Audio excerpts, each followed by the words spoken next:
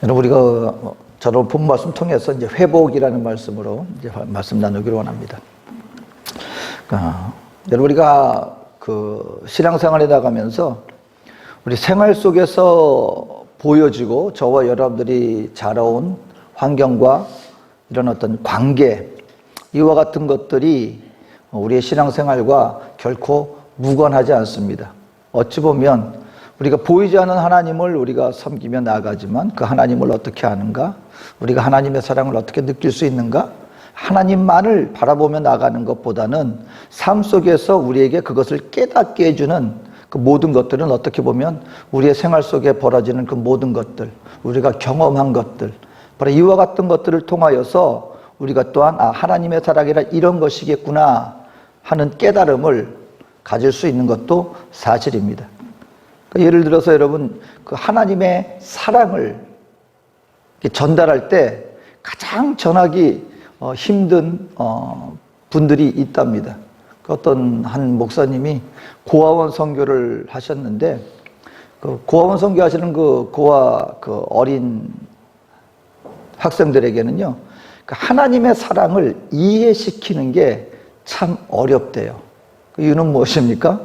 한 가정에서 당연히 받아야 할 부모님의 사랑에 대한 그런 어떤 그 느낌이 없다 보니까 하나님의 사랑은 이런 거야 하는데, 그것을 그냥 머리로서 교리로서 우리 하나님은 사랑이시고 우리를 돌봐주시고 그러는데, 그들의 마음속에 이렇게 그것을 심겨지게 하고 깨닫게 해주는 데는 어려움이 있다는 것입니다. 왜냐하면 관계 속에서 그들이 그와 같은 것들을 누려보지 못하기 때문에 그렇다는 것이죠. 그러다 보니까 우리의 삶 속에서 우리가 하나님에 대해서 우리가 용서해 주시고 우리를 회복해 주시고 할 때 많은 사람들이요, 저와 여러분들은 마음속 깊은 곳에서부터 하나님이 나를 용서해 주시되 완전히 나를 모든 것을 다 받아주신다, 이와 같은 것들을 이해하는데 참 어려움이 있는 것도 사실입니다. 왜냐하면 이 사회는 어떤 한 사람이 잘못을 했으면 그 잘못한 사람이 그 다음에 그 잘못을 돌이켰을 때 모든 것을 받아주는 분위기입니까? 아니면 그 한 번의 잘못으로 말미암아 낙인을 찍고 당신은 이런 사람이야 라고 그 사람을 아예 판단하고 그 사람을 결정짓는 분위기입니까? 사실은 후자죠. 사실 제가 한번 지금은 우리 안 계시는데 그 한 선교사님이, 우리 중남미송의 한 선교사님이셨는데, 그분이 미국에 입국하면서 문제가 생겨가지고 그 이후로 빨간 줄이 쳐져가지고 다시는 미국에 들어가지 못한 일들이 있었습니다. 그래서 한국 선교대에 갔다가 멕시코에 계셨었는데, 한국에 갔다가 오는 길에 미국을 경유해서, 지금은 뭐 멕시코가 한국에 직접 가는 노선이 있습니다만 이전에는 다 거의 미국을 경유해서 갔단 말이에요. 이제 갈 때는 갔어요. 근데 이제 선교 대회를 마치고 오는 길에 미국을 들러서 하는데 그 입국 심사장에서 입국 심사관이 트집을 잡는 거예요. 그리고 당신 어디 사느냐? 난 멕시코에 산다. 뭐 영주권도 있고 다 뭐 불법이 아니에요. 그런데 뭔가 불안하다는 거예요. 그래서 입국을 안 시켜주겠다. 아니, 경유해서 가는 건데 일단 들어갔다가 그 비행기를 갈아타야 될 거 아닙니까? 근데 거기에서 말도 안 되는 이유를 가지고 당신 여기 못 들어온다, 다시 한국으로 돌아가, 이렇게 돼버린 거예요. 근데 이분이 약간 성격이 다혈질이었어요. 근데 거기서 가만히 있지 못하고 한국말로, 내가 너네 미국이 뭐가 좋아서 막 이렇게 한국말로 했는데, 여러분 그 LA는 미국 사람들도 한국말 많이 알아들어요. 이 검사관이 있다가 이렇게 막 하고, 사실은 이제 그 트집을 잡는데 합법적인 게 아니라 누가 보더라도 이거는 무리한 거예요. 그래서 나중에 그 항공사 직원이 와서 이건 말도 안 된다, 왜 이런 이유로 해서 당신이 이걸 입국을 안 시켜준다는 거예요. 더군다나 미국을 입국하는 것도 아니고 경유해서 가는 거고, 이 사람은 멕시코 그 영주권도 있고 다 있는 사람인데 도대체 무엇을 근거로 하여서 왜 이 사람을 안 받아주느냐. 아무리 얘기를 해도 이미 그 검사관에는 이 분에 대해서 아예 아이 들여보지 안 해주려고 작정을 한 거예요. 근데 그걸로 끝나는 것이 아니라 나중에 기록상으로 빨간 줄이 딱 쳐졌습니다. 이분이 나중에 그때만 해도 관광비자 받아야 됐잖아요. 관광비자를 받든 뭘 하든 그 이후로 미국 땅을 밟아보지 못했습니다. 그러니까 이제 우리가 하면서도 이런 불합리가 있지만 어쨌든 한 번 실수한 것을 가지고 그것이 기록에 남다 보니까 결코 용납해주지 않는 거예요. 근데 가만 보면 그래서 여러분 이게 범죄를 저지른 사람들도 전과자 기록이 있으면 사회적으로 어때요?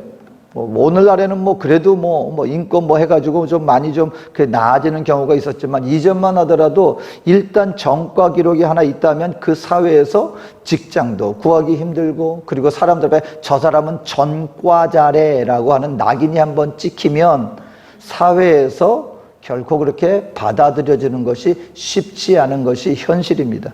그러다 보니까 우리가 신앙생활을 해나가면서도요, 우리가 알게 모르게 어떤 마음이 있냐면, 여러분 신앙생활을 할 때 저와 여러분들이 처음부터 끝까지 다 아무 흠 없이 하나님 앞에 아무 죄도 짓지 않고 실수하지 않고 처음부터 끝까지 나가는 사람이 과연 있을까요? 성경은 분명히 말합니다. 우리는 하나님 앞에 이 땅에 모두가 다 죄인이다. 그래서 살다 보면 저와 여러분들 때로는 실수한단 말이에요. 신앙생활 하다가도 넘어질 때가 있고 또 하나님 앞에 완전히 드러내는 범죄를 저지를 때가 또 있단 말이에요. 그런데 그 다음에 다시 하나님 앞에 돌아오고 우리의 심령이 주님 앞에 자유롭게 되어지는 것이 힘든 여러 가지 이유인데 그것이 뭐냐면 이 세상에서는 한번 낙인 찍힌 사람에 대해서는 쉽게 용서가 안 되는 분위기에 있다 보니까 그게 우리에게 이 의식 속에 남아있는 거예요. 내가 한번 주님 앞에 이렇게 잘못했으니 이제 나는 다시는 하나님 앞에 이전처럼 쓰임받지 못할 거야. 아니 하나님 앞에 나는 결코 떳떳하지 못해 라고 하는 그런 어떤 죄의식과 낙심과 어두운 그늘 속에서 온전히 주님의 은혜와 사랑을 누리지 못하는 그런 심적인 요소가 우리에게 있다라는 것입니다. 왜 그렇습니까? 사회적인 분위기가 그런 것이 우리의 신앙생활 속에서도 하나님 앞에 알게 모르게 그렇게 적용이 되는 거예요. 근데 여러분 성경은 누누이 오늘 특별히 삼손이 마지막에 보여준 모습을 통하여서 성경은 누누이 말씀드리는 게 뭐냐면 하나님은 우리 인생들에게 때로는 쓰러진 인생들 하나님 앞에 범죄한 자들도 어떻게 해주시는 하나님이시다? 회복시켜 주시는 하나님이시다 라는 것을 또한 우리가 알고 나갈 수만 있다면 여러분 때로는 우리가 이 땅 가운데 때로는 우리가 실수한다 할지라도 다시금 하나님의 그 온전한 은혜를 누리며 살아갈 수 있는 다시금 세움을 받고 회복되어서 기쁨으로 영화롭게 주님을 찬양하는 그런 믿음의 생활을 해나갈 수 있을 것이다 라는 것입니다. 오늘 보면은요 이 삼손이 하나님 앞에 여러분 그 사명을 받았어요. 삼손은 사명은 뭐였냐면 일단은 블레셋으로부터 이스라엘을 구원하는 것이었습니다. 블레셋이 그냥 하도 이스라엘을 괴롭히고 하니까 그 이스라엘을 블레셋에서 구원하시기 위해서 삼손을 세워주셨는데 우리가 아는 것처럼 말 그대로 완전히 그냥 힘이 장사의 힘을 하나님이 주셨습니다. 날 때부터 부모님이 나시린으로서 하나님 앞에 드린 자가 되었고 그리고 하나님 앞에 지켜야 할 몇 가지가 있었는데 삼손은 그 외적인 몇 가지를 제외하고는요 철저하게 하나님의 말씀과 상관없는 그리고 세움받은 그 사사로서의 직분에 어울리지 않는 모습을 정말 어쩌면 그렇게 그냥 처음부터 끝까지 하나님 앞에 합당하지 않은 삶을 살았는지 모릅니다. 술을 대어서 입에 대어서는 안 돼요. 머리는 자르지 않았지만 머리에 손을 대지는 않았지만 나시린으로서 여러분 포도주나 술을 입에 대어서는 안 됐는데 술 취하고 망탕하고 더군다나 이스라엘을 지켜야 되는데 이스라엘 이방 여인과 함께하고 삶을 보면 철저하게 하나님 말씀과 상관없는 그럼에도 불구하고 하나님이 주시는 그 능력을 가지고 그것이 비록 나라를 구해야 되겠다는 그런 대의를 가지고 행한 것은 아니었지만 결과적으로 이스라엘 사람들을 굉장히 곤란하게 만드는 그런 일들을 행했습니다. 그러다가 결국 우리가 아는 것처럼 하나님의 말씀에 합당하지 못하여 머리가 잘리움을 받고 그리고 그 능력을 상실한 가운데 이 블레셋 사람들의 포로가 되었는데 두 눈을 완전히 뽑아버려서 앞을 보지 못하는 장님으로 만들었고, 그 힘있던 삼손의 힘은 다 사라지고 지금은 쇠고랑을 차고 맷돌을 돌리는, 맷돌 하면 우리 시골에서 돌리는 그 맷돌이 아니라 소가 끄는 어마어마한 돌을 이렇게 끌며 다니는 비참한 신세가 되었습니다. 근데 축제날이 되어서 블레셋 사람들인가 이 삼손이 아마 이 블레셋한테 어마어마한 골칫덩어리였던 것 같아요. 그랬는데 드디어 그를 제압했습니다. 그리고 이제 축제날이 되어 놓으니까 본인들의 다곤 신상 앞에서 이제 본인들이 우리를 이렇게 두려움에 떨었던 삼손을 우리가 이렇게 제압을 했어 하고 모든 사람들 앞에서 완전히 광대 노래를 시킵니다. 그러니까 본인들은 기뻐하며 우리가 원수를 이렇게 제압했고 우리가 이렇게까지 큰 승리를 거두었어. 바로 그러한 모습을 오늘 본문이 보여주고 있는 거예요. 그런데 하나님이 이 삼손을 들어서 마지막에는 궁극적으로 여러분 삼손이 결국은 이 블레셋을 향한 하나님의 큰 심판을 마지막으로 감당하며 그 인생을 마치게 되는 모습이 오늘 본문 말씀에 보여지게 되는 것입니다. 오늘 저와 여러분들이 그렇기 때문에 오늘 우리들도 인생 가운데 내가 하나님 앞에서 실수하고 잘못되었을 때 어떻게 하면 우리가 하나님의 이 회복을 우리가 경험하며 나아갈 수 있겠는가라는 것을 오늘 삼손의 이 모습을 통해서 살펴보기를 원합니다. 먼저 보면은요, 저와 여러분들이 하나님 앞에 온전히 하나님의 그 회복의 은혜를 받아 누릴 수 있게 되기 위해서는 먼저 고난을 통해서 들려주는 하나님의 메시지를 우리가 들을 수 있어야 합니다.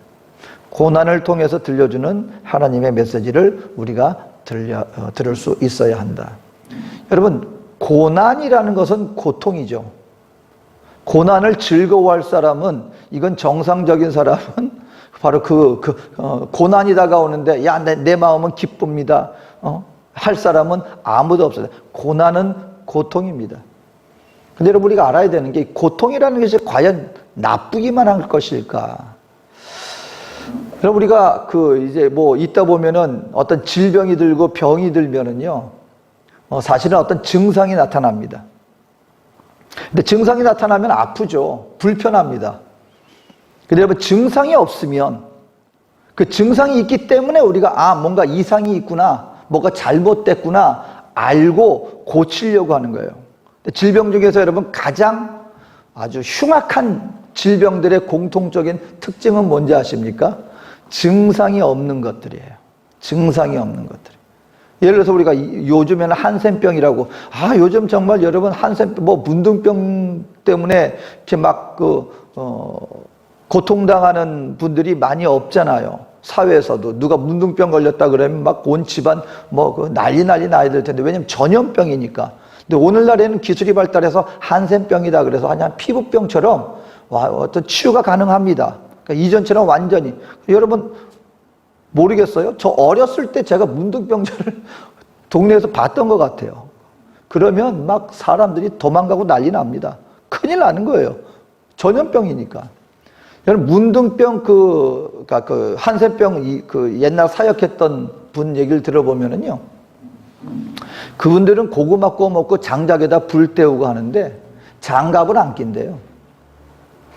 그냥 고구마 같은 거 이렇게 그냥 싸가지고 이렇게 장작불에다가 하잖아요. 손으로 그냥 쑥 집어 뺀대요. 왜냐면 통증이 없는 거예요. 그러니까 한센병이 무서운 게 뭐냐면 내 몸이 문드러지고 썩어가는데도 통증이 없는 거예요. 통증이 없는 거예요. 통증이 있으면 그런 걸 조심하고 할 텐데 그게 없으니까 그냥 그런 식으로. 암도 가만 보세요. 암도 보면은요, 소리 없이. 그래서 옛날에 왜 암 발견됐다 그러면 사형 선고라고 얘기하는 게 뭐냐면 초기 증상이 있으면 처음에 발견해서 이게 고치는데, 이게 발견되고 약간 어떤 증상이 느껴질 때면 벌써 언제예요? 다 자라고 나고 퍼진 다음에야 그제서야 약간의 어떤 증상이 나타나기 때문에. 그러니까 여러분, 통증이라는 것 자체가 물론 우리에게 즐거움으로 다가오진 않지만 통증이 있음으로 우리가 예방할 수 있는 것이고, 통증이 있음으로 말미암아 치료가 가능하다는 거예요. 우리 인생도 마찬가지입니다. 부모님들이 자녀를 키울 때 여러분, 자녀들을 바로 키우기 위해서는 뭐가 필요해요? 여러분, 징계라는 것이 있어야 되는 거예요. 징계라는 것이. 잘못했을 때는 그 아이에게 이것이 잘못했다는 따끔한 맛을 보여주지 않으면 그 아이는 그 잘못에서 결단코 돌이키지 않습니다. 난 아직도 기억나는 게 저하고 같은 또래였어요. 청년 시절에. 망난이었어요. 망난이. 그 부모님하고, 근데 차라리 한 번은 본인도 알아요. 자기가 부모님 속 썩인다는 거. 그런데 밤새도록 그냥 있다가 한 번은 자기 딴엔 자기 상처라고 얘기를 하는 거예요. 밤새도록 친구들하고 있다가 파라과이 제가 있을 때였는데, 파라과이 있을 때 얼마 안 돼가지고 밤새도록 친구들하고 놀다가 새벽에 들어갔어요. 들어갔는데 그 집안 식구들이 너무나 평안하게 다 자고 있더라는 거예요. 와가지고 혹시 무슨 일이 생겼나, 아니면 너 바로 해야지 하고 차라리 자기를 때리기라도 하고 매라도 쳐줬으면 좋겠는데, 동생도 있었고 부모님도 있었는데 두 형제였거든요. 남동생도 부모님도 어디 나가서 뭘 하든지 그냥 그냥 걱정 없이 그냥 내버려 두는 거예요. 그러니까 본인이 뭘 느끼는 거예요? 나를 포기했구나. 나에 대해서는 전혀 관심이 없구나. 근데 안타까운 건 파라가 있을 때 아마 전 역사 속에 전무후무한 어마어마한 태풍이 분 적이 있었습니다. 제가 그 태풍 때문에 날아갈 뻔했어요. 정말로. 제가 약간 지방에 있는 친구 집에 간다고 타고 도착을 했는데 그때 태풍이 분 거예요. 제가 그 길을 가다가 에스키나 있잖아요. 코너길. 거기에 뻥 뚫려 있단 말이에요. 바람이 얼마나 부는지 내 몸이 그냥 딸려가가지고 제가 나무 탁 붙잡고 그리고 안 딸려갔습니다. 지붕 무너지고 막 날라다니고. 근데 그 청년이 물놀이를 갔었던 거예요. 그때가 또 연휴였어요. 연초, 새해. 그때 여러분 이게 교민분들이 몇 분이 사고로 목숨을 잃었습니다. 교포 중에 몇 명이 한꺼번에 이렇게 여러분 목숨을 잃는다는 게 이게 쉬운 일이 아니잖아요. 근데 그 중에 한 명이 그 청년이었어요. 그 중에 한 명이 물놀이 갔다가. 근데 마음에 이렇게 남는 게 뭐냐면 그 상실감. 그러니까 여러분, 우리가 자녀들이나 누구든지 잘못이 있으면 징계하는 것이 그게 뭐예요? 부모님이 자녀에 대한 사랑이다라는 거예요. 오늘 우리가 알아야 되는 게, 우리 신앙생활에 나가면서 우리 인생 가운데 여러분, 우리가 하나님 앞에서 때로는 그 은혜 가운데 살아나가지만 하나님 앞에 우리가 잘못했을 때, 아니면 뭔가 잘못된 길을 갔을 때, 우리에게 고난이 다가올 때, 그 고난이라는 것은 하나님이 우리에게 대한 징계가 될 수 있습니다. 성경도 분명히 말합니다. 자녀를 사랑하는 친부모는 자기의 자녀를 징계한다라고 얘기를 합니다. 근데 징계하지 않는 어른은 어떤 어른이에요? 자기 자식이 아닌 남의 자식을 대하듯 하다 보면 그 어떤 잘못을 한다 할지라도 징계하지 않을 것이다. 하지만 징계하는 부모는 바로 그 친부모와 같이 그 자녀를 사랑하는 자가 징계를 가한다라고 얘기를 하고 있습니다. 우리 인생 가운데 그렇기 때문에 저와 여러분들은요, 하나님 앞에 우리가 잘못된 일을 행할 때 분명히 그 어떠한 우리를 바로잡는 고난이든지, 그것이 어떤 사건이든지 무엇이든지, 아니면 건강이든지 아니면 관계든지 무엇이든지 간에 여러분, 저와 여러분들이 하나님 앞에 그 어떤 일로 말미암아 나의 행한 일에 대한 어떤 징계가 나올 때, 우리 믿는 하나님의 백성들은 오히려 어떻게 해야 돼요? 하나님이 지금 나를 사랑하시는구나, 뭔가 나를 바로잡고 계시는구나. 그러니까 여러분, 우리가 어떤 삶을 살아나가면서 내가 생각지 못한 어떤 어려움과 고난이 생겼을 때 가장 먼저 해야 될 것은, 그렇다고 해서 분명히 말씀드립니다, 고난이 무조건 모든 것이 다 나의 죄에 대한 징계는 아닙니다. 때로는 그 어떤 일로 말미암아 그 어떤 목적을 위해서, 아니면 원수마귀가 우리를 시험하려고 다가오는 어려움도 있어요. 하지만 우리가 무언가를 잘못하고 있을 때 하나님이 우리에게 그 잘못을 바로잡게 하시려고 주시는 사랑의 징계도 여전히 있다는 것을 우리는 알아야 된다는 것입니다. 그러면 우리는 해야 되는 건 뭐예요? 그 상황 속에서 하나님이 나에게 보여주시는 그것을 깨달을 수 있어야 된다는 것입니다. 우리가 잘못했을 때 그렇기 때문에 우리 하나님의 백성들이 우리 회개하는 또 회복되어지는 가장 첫 번째 길은 무엇이냐? 바로 그 모든 것들을 안고 하나님 앞에서 대면할 수 있어야 한다. 무엇을? 나의 있는 모습 그대로를 대면할 수 있어야 합니다. 그것이 회복을 향한 가장 첫 번째 길이다라는 것을 알아야 된다는 것입니다. 두 번째 길은 무엇이냐? 그러니까 여러분, 이 삼손은 바로 이러한 삶 가운데서 자기에게 닥친 그 어려움, 보통 어려움이 아니죠. 사람들 앞에서 힘을 가지고 가장 위에서 군림하였던 삼손이 모든 것을 다 잃어버리고 사람들 앞에 조롱거리가 되고 있는 이것처럼 참혹한 현상이 어디 있습니까? 그런데 마지막에 삼손이요, 나중에 그러한 상황 가운데서 하나님 앞에 기도합니다. 이전에 삼손이었다면 전혀 생각할 수 없고 자기 힘인 줄 알았었어요. 그리고 하나님의 뜻과 상관없이 내 뜻대로, 그리고 하나님께서 주신 사명감과는 전혀 상관없이 그냥 삶의 자기의 만족을 위해서 그것을 부렸던 삼손이 오늘 마지막에 어떤 모습을 보입니까? 하나님의 이름을 부르면서 기도하는 모습을 보이는 것입니다. 무엇입니까? 하나님 앞에 서게 되었다는 것이죠.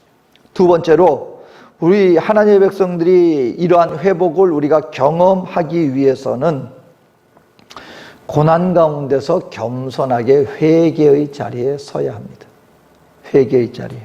그러니까 여러분, 우리가 하나님의 백성들이요, 고난이 닥치면 잘못된 반응 두 가지가 있어요. 하나는 뭐냐면 그 고난 앞에 하나님이 주시는 징계를 이건 뭐 아무것도 아니야. 여러분, 하나님이 손대시는 것을 가볍게 여겨서는 안 됩니다. 하나님의 손길과 하나님의 행하시는 이 행함에 대해서는 저와 여러분들은 무게감 있게 그것을 받아들여야 돼요. 여러분, 우리 하나님은 천지로 만물을 창조하신 하나님이시고 우리 하나님은 거룩하신 하나님이십니다. 거듭 말씀드리지만 거룩이라는 것은 분리되어 있는 걸 의미하지 않아요.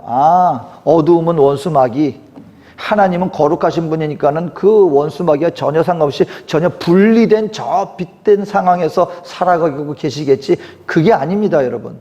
하나님의 거룩의 속성은 어두움의 세력 자체를 용납하지 않으시는 거예요. 용납하지 않으십니다. 그러니까 죄를 멸하시는 것이 하나님이세요. 그래서 여러분, 그 대표적인 게 이스라엘 백성들이 시내산에 광야에서 애굽에서 탈출하고 난 다음에 하나님의 백성들을 하나님이 직접 인도해 내셨는데 시내산에서 하나님이 영광 중에 이제 모세로 말미암아 이제 나는 너희 하나님, 너희는 나의 백성, 이 계약을 맺고 이 언약을 맺는 그 소중한 자리에 하나님이 명령하신 게 뭔지 아십니까? 야, 너희들 그 백성들 정결케 하고 내 앞에 서지 않게 해. 내가 그들을 돌격할까 하노라. 이게 거룩의 속성이에요. 이스라엘 백성들은 지금 어떤 상황 가운데 있는 거예요? 여전히 지금 현재로서는 죄 가운데 있는 거예요. 그래서 하나님 앞에 나아갈 수 있는 길을 만들어 주신 것이 희생 제물을 통해서 그 순간 그 죄를 갖다가 용서해 주시는 그 보혈의 그 짐승의 그 한계적인 그 보혈을 의지해서 하나님 앞에 나아갈 길을 열어 주셨지만 아직 그들이 그 상황 속에 있지 못하니까 나에게서 떨어뜨려 놓아라. 왜냐하면 내가 그들을 돌격할까 하노라.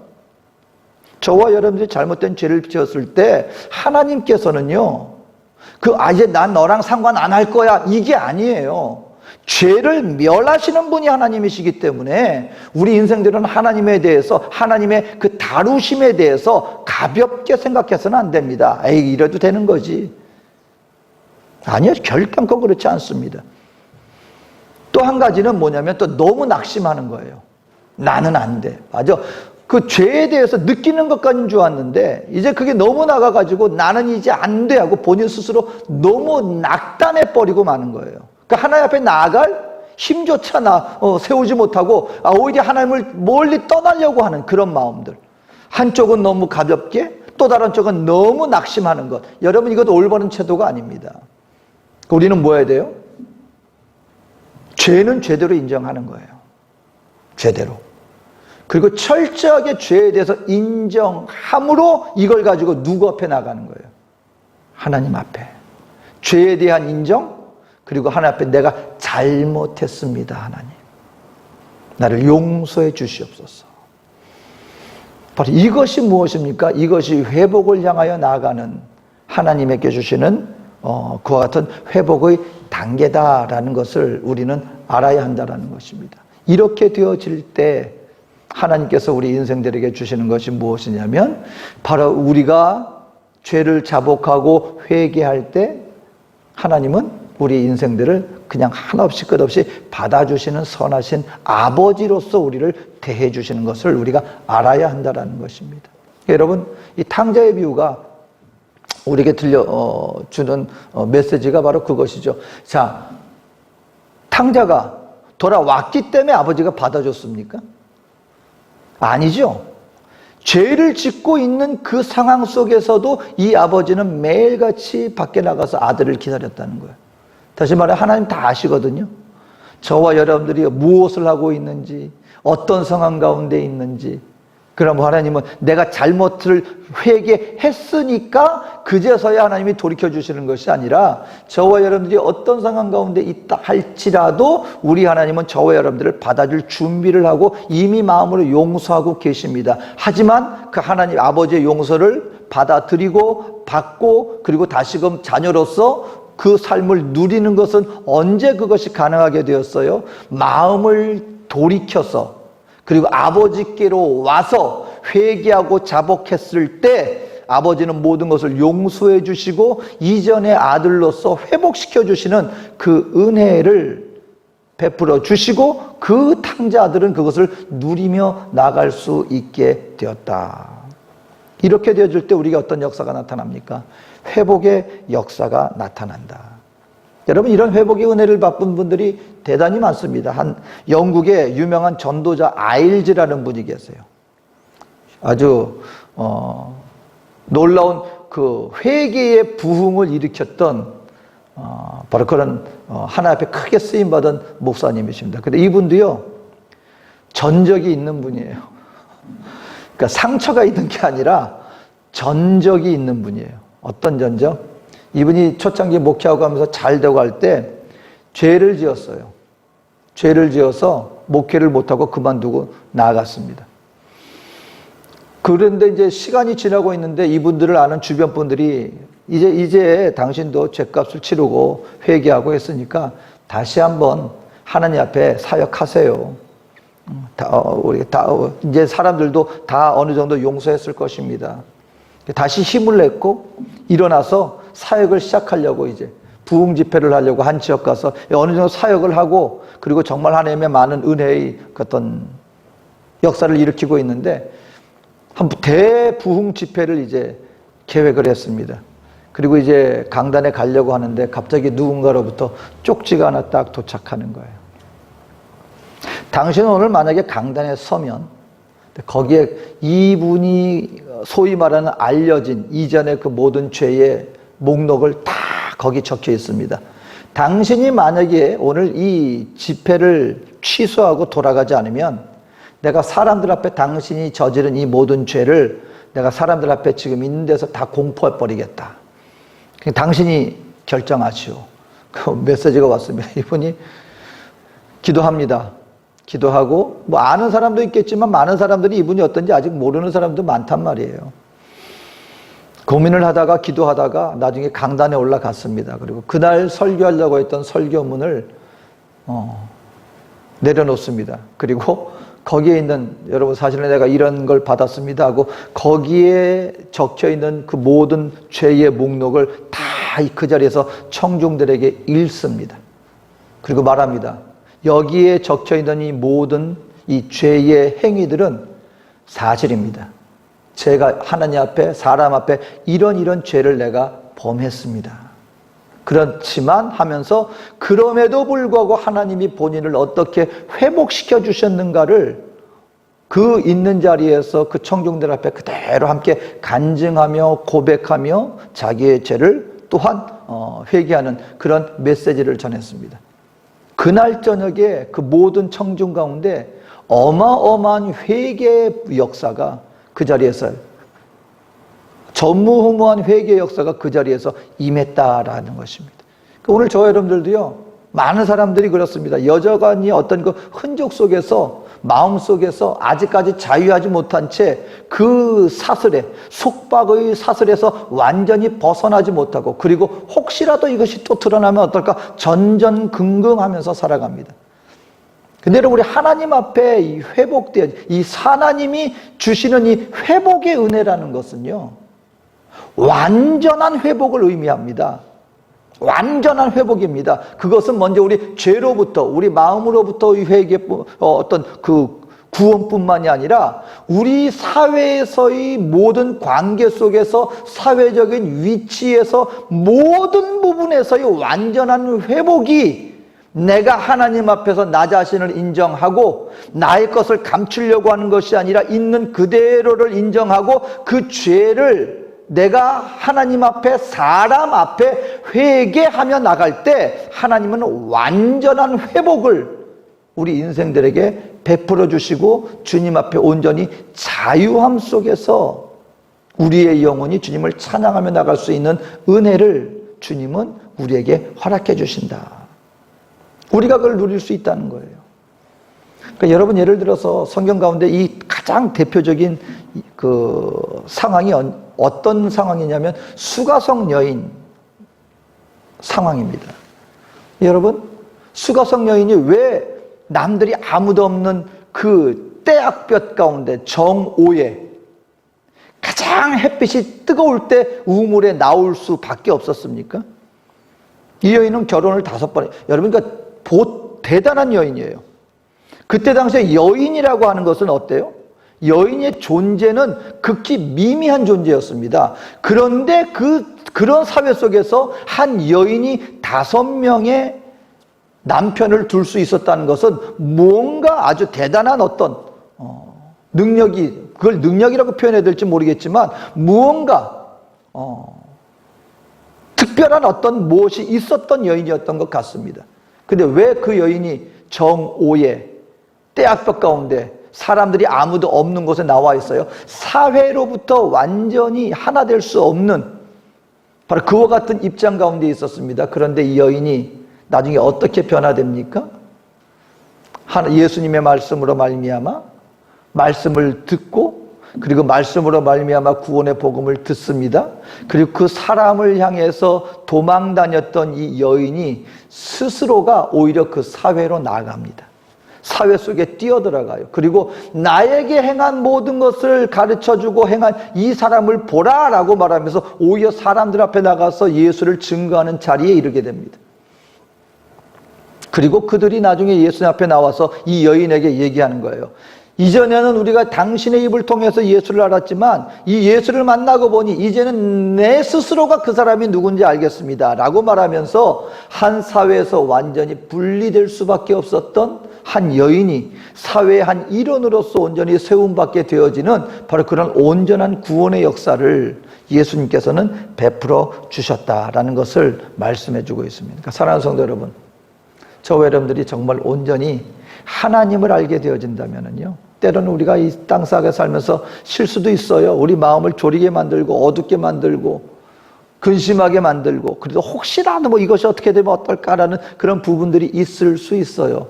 사회 속에서는 그런 걱정과 근심이 있습니다. 왜냐하면 사회는 용납하는 사회가 아니니까.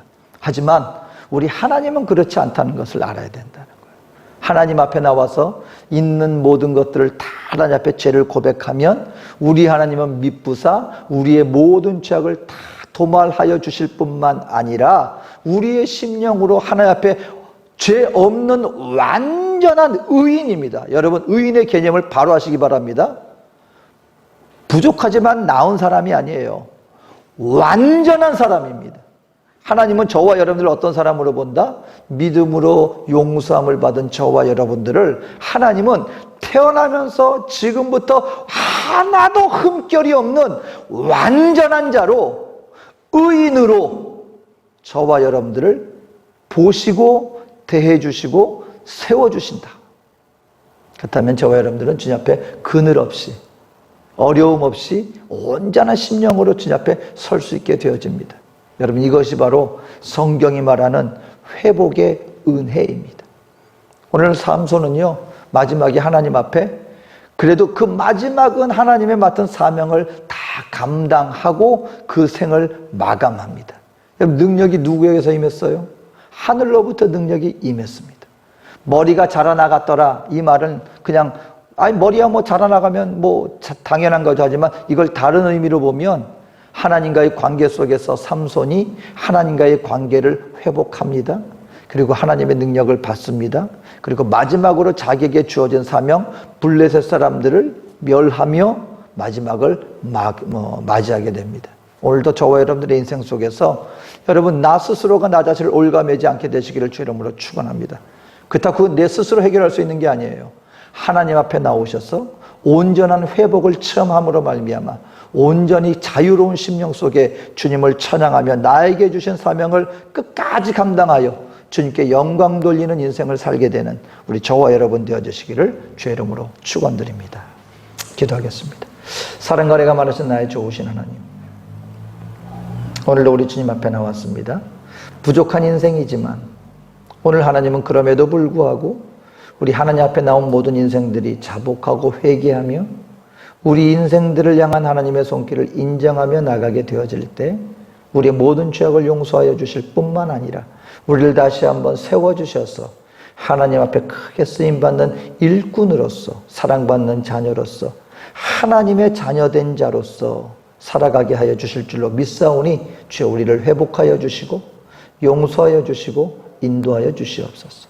모든 것을 주님께 의탁하오며 예수님의 이름으로 기도합니다. 아멘.